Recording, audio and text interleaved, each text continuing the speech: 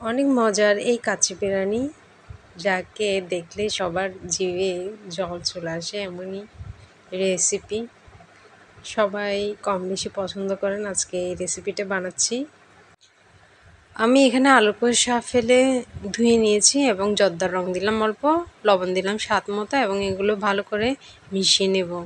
আপনারা আলু যদি কাটেন বড় সাইজের করে কাটবেন। আমার আলু এখানে ছোট, তাই আমি এগুলো কাটি নাই। এখন আমি চুলা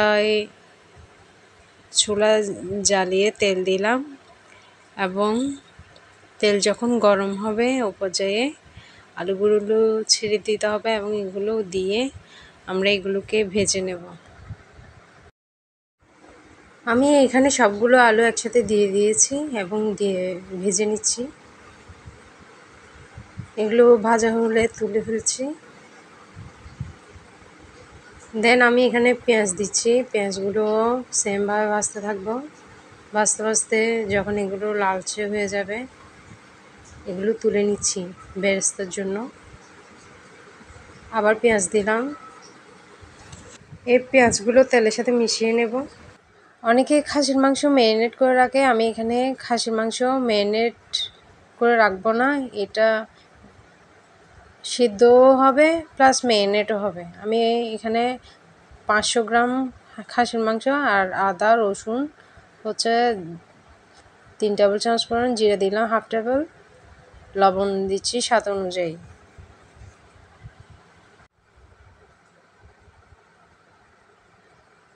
দেন হলুদের গুঁড়া দিলাম 1 টেবিল চামচ পরিমাণ, ধনের গুঁড়া দিলাম এখানে আমি 2 টেবিল চামচ পরিমাণ এবং মরিচের গুঁড়া আপনারা যেভাবে খেতে পছন্দ করেন সেভাবে দেবেন। আমি এখানে 2 টেবিল চামচ পরিমাণ দিচ্ছি। এখন এগুলো দিয়ে আমরা ভালো করে মিশিয়ে নেব। অনেকে খাসির মাংস আর চাল একসাথে রান্না করে, কিন্তু এভাবে রান্না করতে গিয়ে অনেক সময় দেখা যায় পুড়ে যাচ্ছে, খাসির মাংস পুড়ে যায়, সব কিছু পুড়ে যায়। এভাবে রান্না করলে পুড়বে না। এখন আমি কাঁচামরিচও ফালি করে দিয়েছি, আপনার যেভাবে পছন্দ ওভাবে কেটে দিবেন। এখন এগুলো আমরা কষাতে থাকবো। এটা ভালো করে কষানো হয়ে গেলে আমরা এখানে জল দিয়ে দিব। মাংসটা যেন সিদ্ধ হয় সেজন্য আমরা এখানে এভাবে করে এটা সিদ্ধ করে ফেলবো। এতে কি হবে কি, আপনার মাংস নরম হবে আর পুড়ারও কোনো চান্স থাকবে না। এখানে মাঝখানে এক টুকরা জায়ফল নিয়েছি, লং, এলাচি, দারুচিনি, জিরা এগুলো নিয়ে আমরা ভালো করে এগুলোকে গুঁড়া করে নিব। আপনারা এখানে প্যাকেটের গুঁড়াও ইউজ করতে পারেন। আমার এখানে গুঁড়া হয়ে গেছে। এখন আমি গরম মশলাটা মাংসের সাথে দিয়ে দিচ্ছি এবং মাংসের সাথে দিয়ে এটা ভালো করে মিশিয়ে নেব। মোট কথা আমরা খাসি মাংস যেভাবে রান্না করি এটাও ঠিক সেভাবে রান্না করব এবং সিদ্ধ করে ফেলবো ভালো করে। সিদ্ধ করে আমরা ভুনা যেরকম খাসি মাংস রান্না করি ঠিক সেভাবে এর গ্রেভিটা হবে। এখন আমার এখানে খাসির মাংস ভুনা হয়ে গেছে দেখুন। এখন আমি এটাকে নামিয়ে ফেলছি। দেন চুলা আমি আরেকটা হাঁড়ি বসিয়ে দিয়েছি এবং এতে জল ঢেলে দিচ্ছি। পর্যাপ্ত পরিমাণে জল দেব। আমি এখানে 3-4টা দারুচিনি দিয়ে দিলাম গোটা এবং কয়েকটা তেজপাতা ধুয়ে ছিঁড়ে দিয়ে দিলাম এবং লবণ দিচ্ছি এখানে অল্প পরিমাণ, তেল দিচ্ছি সামান্য, যাতে এখানে চালগুলো দিলে এগুলো একসাথে লেগে না যায়। কয়েকটা এলাচিও দিলাম। আমি এখানে 500 গ্রাম পরিমাণ খাসির মাংসের জন্য চাল দিচ্ছি 250 গ্রাম পরিমাণ। সেরূপ 1 কেজি খাসির মাংসের জন্য 1/2 কেজি চাল লাগবে, এরকম হিসাব করে আপনাদেরকে দিতে হবে।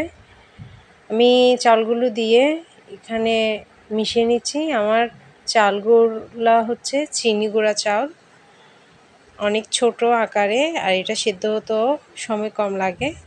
যখন এটা হাফ সিদ্ধ হবে এ পর্যায়ে আমি এটা নিয়ে নিচ্ছি এবং এটা জল ঝরিয়ে নিয়েছি। আমি অন্য একটা হাঁড়িতে খাসি মাংসটা ঢেলে নিয়েছি এবং এতে ঘি দিচ্ছি, 2 টেবিল চামচ পরিমাণ এতে ঘি দিলাম। আলু যেগুলো ভেজে নিয়েছিলাম সেগুলো দিয়ে দিচ্ছি।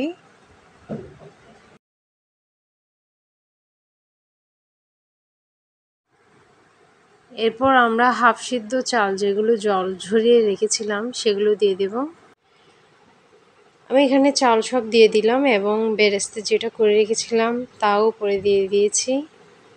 দেন এখানে কিশমিশ দিয়ে দিচ্ছি ছড়িয়ে, এবং আমি এখানে কাঠবাদাম খোসা ফেলে দিয়ে দিলাম। আপনারা যে বাদাম খেতে পছন্দ তা দিবেন।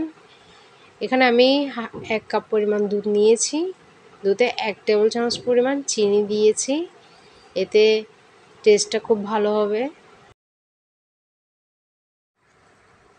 দেন আমি আরেকটা কাপে অর্ধেকটা পরিমাণ ঢেলে নিয়েছি।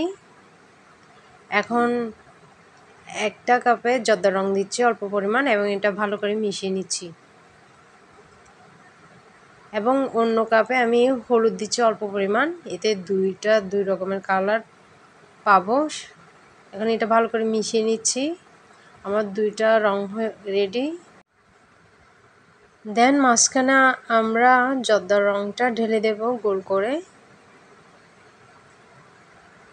আমি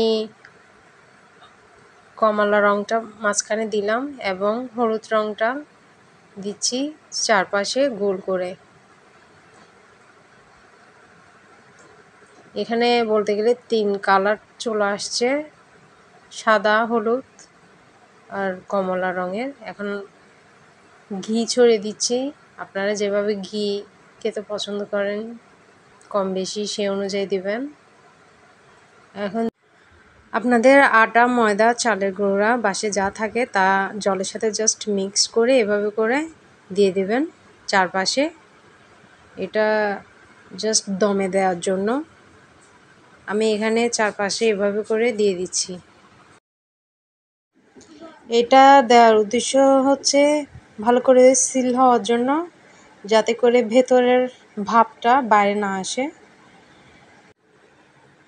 একটা ঢাকনা দিয়ে চাপ দিয়ে দিলাম এবং ডো যেটা পাশে আছে সেটা ঢাকনার সাথে লাগিয়ে দিলাম।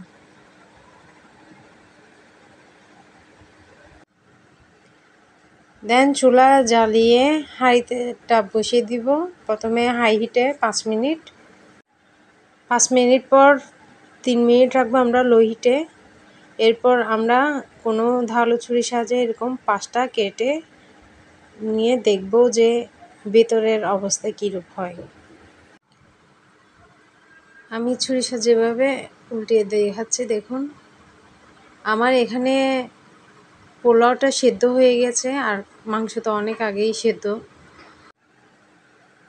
দমে দেওয়ার কারণে এটা থেকে খুব সুন্দর একটা অ্যারোমা বের হচ্ছে, যেটা আপনারা পাচ্ছেন না। বাসায় ট্রাই করলে অবশ্যই পাবেন। আর এটা 3 কালারের, কালারফুল, দেখুন অনেক আকর্ষণীয়। এখন আপনাদের পছন্দ অনুযায়ী এটাকে সাজিয়ে পরিবেশন করুন। এতক্ষণ সাথে থাকার জন্য ধন্যবাদ।